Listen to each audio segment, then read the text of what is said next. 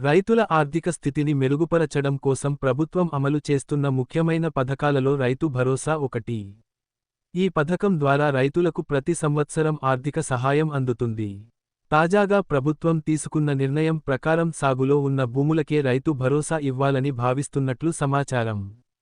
Satellite mapping survey ద్వారా సాగు వివరాలను సేకరించి, అర్హులైన రైతులకే నగదు జమ చేయాలని ప్రణాళిక రూపొందిస్తున్నారు.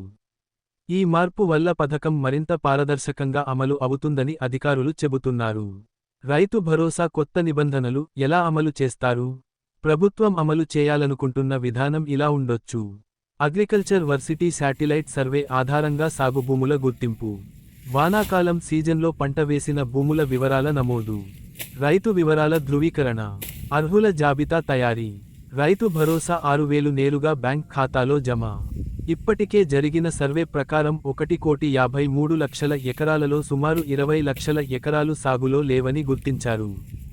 రైతు భరోసా పథకం రైతులకు అనేక విధాలుగా ఉపయోగపడుతుంది.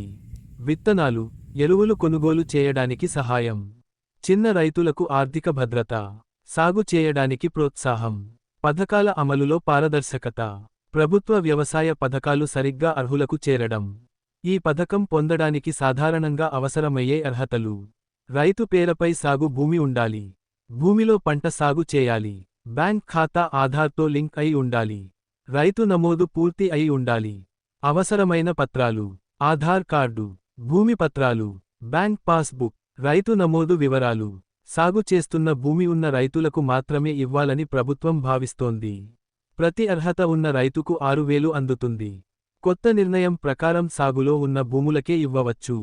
నేరుగా బ్యాంక్ ఖాతాలో డీబీటీ ద్వారా జమ అవుతుంది. శాటిలైట్ మ్యాపింగ్ టెక్నాలజీ ద్వారా సాగు వివరాలు సేకరించారు.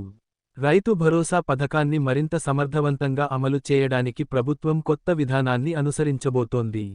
సాగు చేస్తున్న రైతులకు మాత్రమే సహాయం అందించడం ద్వారా నిజమైన లబ్ధిదారులకు ప్రయోజనం చేకూరుతుంది. భవిష్యత్తులో ఈ విధానం వ్యవసాయ రంగానికి స్థిరత్వాన్ని తీసుకురావచ్చు.